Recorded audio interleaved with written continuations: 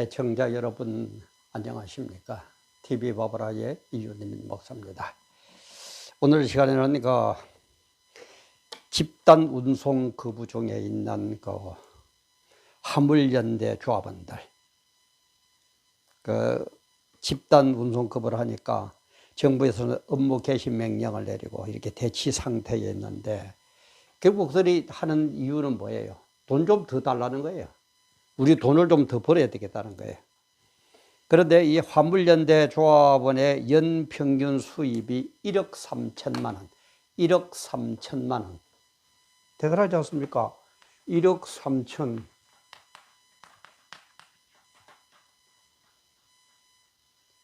우리 연봉 1억이면 지금 아주 상류층의 사람들을 취급하죠.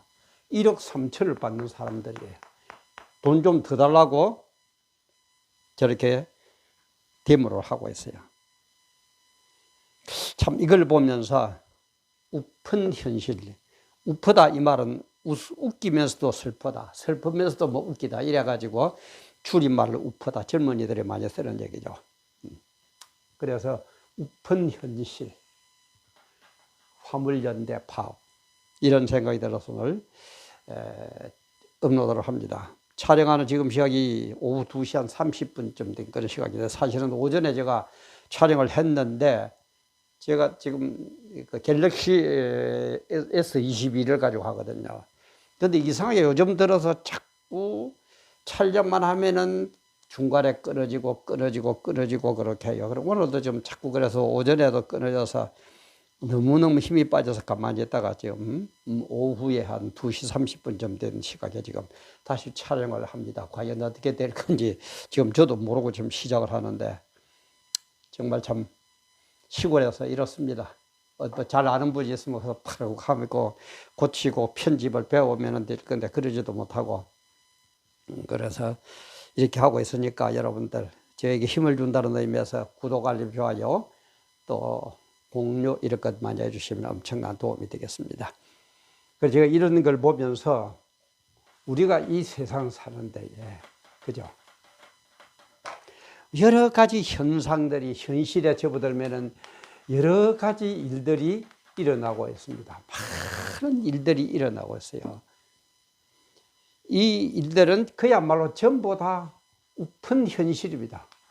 한쪽이 웃으면 한쪽이 울게 되고, 한쪽이 슬프게 되면 한쪽이 울게 되고, 그게 우리 현실인 것 같아요. 지금 이들 하는 걸 볼 때에 11월 수출이 14% 급감을 했다거든요. 2달 연속 마이너스. 우리나라는 수출을 먹고 사는 나라인데, 그런 나라에도 화물연대가 운송 못하겠다, 못 옮기겠다, 연수익 1억 3천만 원을 받으면서, 그뿐입니까? 저 기름 재고가 자꾸 떨어진다고 주유소에서도 야단이죠. 아마 이런 식으로 계속 나가면, 잘못하면은 대중교통도, 자가용은 고사하고 대중교통도 이용 못하고 걸어서 다녀야 될 그런 일이 벌어질지도 모릅니다. 이런데도 종북 잡발과 한패된 민주당, 민노총과 한자된 민노장은 예산안 발목을 딱 잡고 지금 꼼짝도 못하게 하고 있고, 불법 파업을 부추기서는 노란봉투법은 통과시키려고 그러고, 민노총을 자꾸 부스럭해서 어떻게 하든지 윤석열 정부가 무너지게 만들려고 그러고,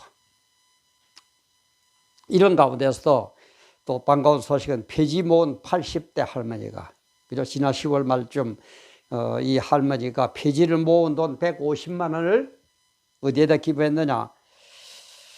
국제 어린이 양육기구인 컨패션이라는 데가 있다고 그래요. 컨패션. 저도 잘 처음 들어봤는데, 컨패션에다가 150만 원을 기부를 했는데, 이분이 잘 사는 분이냐? 아니에요.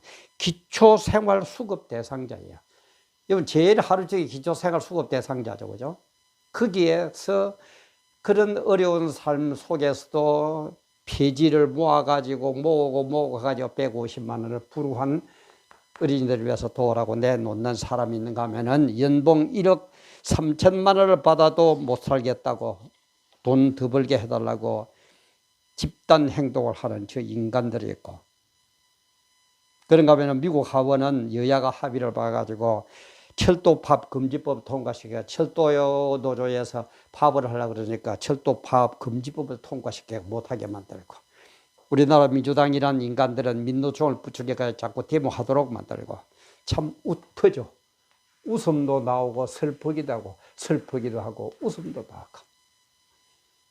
그래서 이런 모든 사건들을 제가 볼 때 늘 얘기합니다. 사건은 어떻게 쳐다봐야 답이 나오느냐. 영적인 것과 육적인 걸 동시에 다 볼 수 있어야 돼요. 그러다 언제든지 영적인 게 우선이고 영적인 것이 기본이다라고 제가 수없이 얘기를 했습니다. 이거 안 되면 답 절대 안 나옵니다. 지금 종북 잡발 추사파들이 뭐예요? 추사파가 뭡니까? 김일성 주체 사상을 신봉하는 사람이 추사파거든요. 그런데 추사파가 형성된 배경, 영육으로 한번 볼까요? 1948년 9월 9일 평양 서문박 교회에서 조선예수교 장로회 총회가 열립니다. 여기에서 뭘 했다고요? 신사참배를 결의하세요. 신사참배를 결의했는데 신사참배, 우상을 섬기는 것은 하나님이 가장 싫어하는 게 우상숭배거든요. 그래서 성경에서 계속해서 우상 들먹이죠. 섬기지 말라고. 그런데 신사참배는 종교행위가 아니고 행정적인 행위다.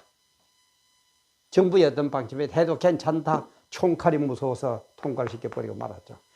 그러니까 평양 땅이라는 것은 하나님 보실 때에 가장 싫어하는 우상숭배를 했기 때문에 이 땅은 저주의 땅이 됩니다. 하나님이 저주를 내리는 거예요. 그러니까 저주를 내리니까 1900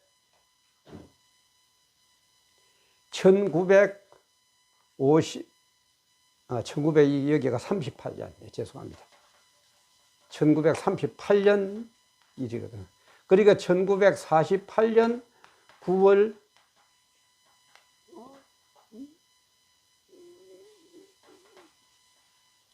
이게 또 왜 돼요?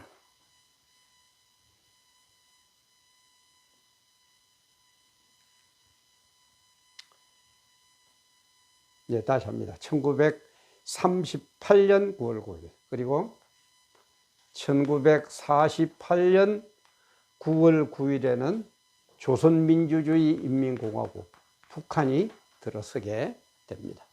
가장 저주받은 평양 땅에 국가를 세우게 했으니까 이거야 얼마나 저주스러운 나라입니까? 그러니까 그 뒤에 마귀가 작동을 하고 있는 이 저주스러운 이 땅에 저주를 내게 해서 마귀에게 권세를 주가지고 조선민주주의 인민공화국을 세웁니다. 마귀가 작동하는 이 나라. 그리고 1948년 조선민주, 그 다음에 우리는 8월 10월이죠. 8월 10월 날 대한민국이 건국이 됩니다. 그리고 1948년 5월 14일은 이스라엘이 독립을 하게 됩니다. 여러분, 이런 걸 한번 볼 때에 1938년 9월 9일 날 평양 땅에서 하나님이 가장 싫어하는 신사참배, 우상숭배를 공식적으로 결의한다. 지도자들이 모여가지고. 이런 건 기독교 역사상에 없어요. 개인적인 타락해가 뭐 잘못을 범해가 매만든 거는 많지만은 총회가 열리면은 목사, 장로, 지도자들이가 최고 지도자들이 가지고 공식적으로 우상숭배를 해도 괜찮다. 물론 우상숭배도 괜찮다 이런 말은 안 하지만은 그죠? 신사참배는 종교행위 가지고 정치행위쯤에 해도 괜찮다라고 해도 이게 내용적으로 우상숭배거든요. 저주받습니다. 그래서 딱 10년 만 10백천 만수라 그랬죠. 딱 하나님 볼 때 만이 딱 되니까 1948년 9월 9일 날 조선 마귀가 작동하는 마귀에게 허락을 해서 그래서 마귀도 하나님의 허락 없이는 작동 못합니다. 욥기에도 나오죠, 그죠? 그런 건 또 다음에 하기로 하고. 그래서 한번 보세요. 딱 10년이 지난 후에 조선민주주의 인민공화국, 대한민국, 이스라엘 독립, 평양의 저주스러운 이 현상, 이걸 볼 때 뭔가 와닿는 게 없습니까? 없어요? 이런 영적인 것이 일어나니까 이런 육적인 현상이 드러난다 이 말이에요. 이걸 모르니까 김대중도 뭐요? 햇빛 정책 좋아하시네. 김영삼이도 뭐 손잡는다? 박근혜는 뭐 도저히 북한은 모르겠다? 모르지. 제가 어떻게 할 겁니까? 노무현, 이명박, 그리고 지금 윤석열 대통령 어떨까요? 참. 더더구나 문재인은 이 종북 세력 지원금을 100조 원을 종북 세력에다 지원을 했다고 합니다. 문재인이 지금 살아있죠?